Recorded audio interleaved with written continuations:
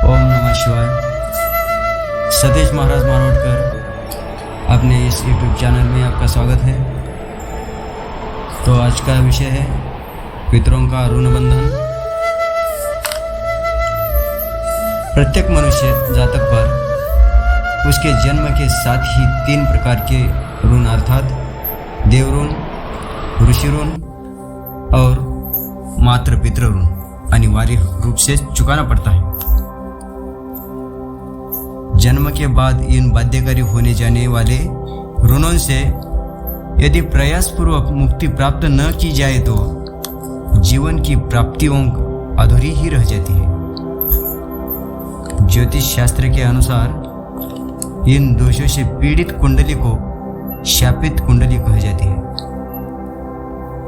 ऐसे व्यक्ति अपने मातृपक्ष अर्थात माता के अतिरिक्त मानते हैं मामा मामी, मौसा मौसी, नाना नानी तथा पितृपक्ष अर्थात दादा दादी, चाचा चाची, ताई आदि को कष्ट व दुख देता है और उनकी अवहेलना व तिरस्कार करता है। जन्म कुंडली में यदि चंद्र पर राहु केतु व शनि का प्रभाव होता है तो जातक मात्र ऋण से पीड़ित होता है। चंद्रमा मन का कारक है। ऐसे जातक को निरंतर मानसिक अशांति से भी पीड़ित होना पड़ता है। ऐसे व्यक्ति को मात्र ऋण से मुक्ति मिलानी चाहिए, तभी उनके जीवन में शांति मिलती है। पितृ ऋण के कारण व्यक्ति को मान प्रतिष्ठा के अभाव से पीड़ित होने के साथ साथ संतान की ओर से कष्ट, संतान को बुरी संगति जैसी स्थितियों में रहना पड़ता है। यदि संतान अपंग मानसिक रूप से पीड़ित है तो व्यक्ति का संपूर्ण जीवन उसी पर केंद्रित हो जाता है। जन्म पत्रिका में यदि सूर्य पर शनि, राहु, केतु की दृष्टि या युति द्वारा प्रभाव हो तो जातक की कुंडली में पितृ ऋण की कुंडली मानी जाती है। माता पिता के अतिरिक्त हमें जीवन में अनेक व्यक्तियों का सहयोग व संबंध प्राप्त हो जाते हैं। हमारे लिए सर्वप्रथम देवता है हमारे माता पिता। इष्ट देव का स्थान हमारे जीवन में महत्वपूर्ण है। व्यक्ति हमारे लिए घर बना लेता है लेकिन देवता के लिए सोचता नहीं, जिसकी अनुकंपा से समस्त ऐश्वर्य, वैभव वह सकल पदार्थ प्राप्त होता है। उसके लिए घर में कोई स्थान नहीं होता तो व्यक्ति को देव ऋण से पीड़ित होना पड़ता है।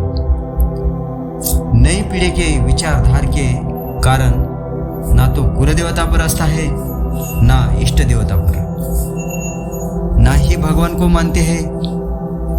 ईश्वर भी अपने अदृश्य शक्ति से उन्हें नाना प्रकार के कष्ट देते हैं। ऋषि ऋण के विषय में बोले तो जिस ऋषि के गोत्र में हमने जन्म लिया है उसके तर्पण करने में हम वंचित हो जाते हैं। हम लोगों ने हमें अपने गोत्रों को भूल चुका है। हमारे पूर्वजों की इतनी उपेक्षा से उनका शाप हमें पीढ़ी दर पीढ़ी को परेशान करता है। जो लोग इन ऋणों से मुक्त होने के लिए उपाय करते हैं वो जीवन में सुख शांति प्रदान करते हैं। परिवार में रोग नहीं रहता, गृह क्लेश नहीं रहता, पति पत्नी के विचारों में साम्यता रहती है। संतान माता पिता का सम्मान करता है।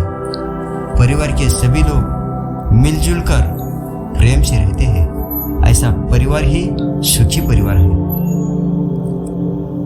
जब सुखी थे तब न जाने किस किस का हिस्सा हड़प लिया था, किसकी संपत्ति पर अधिकार जमा लिया था, किसी निर्धन व कमजोर व्यक्ति को दुख दिया था अथवा अपने वृद्ध माता पिता की अवहेलना की थी और उनकी दुर्दशा की थी। उनमें से जो शाप निकलता है वह 7 पीढ़ियों तक चलता रहता है। इसीलिए मानने चाहिए डर कभी भी मानव ने डर कर भी चलना चाहिए। पितृ ऋण उतारने का सतत प्रयास करना चाहिए। जिस परिवार में दुखी होकर आत्महत्या करता है या आत्महत्या करने के लिए विवश किया जाता है, इस परिवार का बाद में क्या हाल होगा? इस पर विचार करें। आत्महत्या करना इतनी सरल नहीं है। अपने जीवन को यूं ही तो नहीं मिटा देता। उसकी आत्मा तो वही भटकेगी। वह आत्मा आपको कैसे चैन से सोने देगी? थोड़ा विचार करें, इस पर विचार करें। सीधी आत्मा के शाप से बचना इतना सहज नहीं है। अपने वंश को भोगना ही पड़ेगा। इसे प्रेत बाधा दोष है, यही पितृदोष है। इसी तरह वीडियो पाने के लिए सब्सक्राइब करें,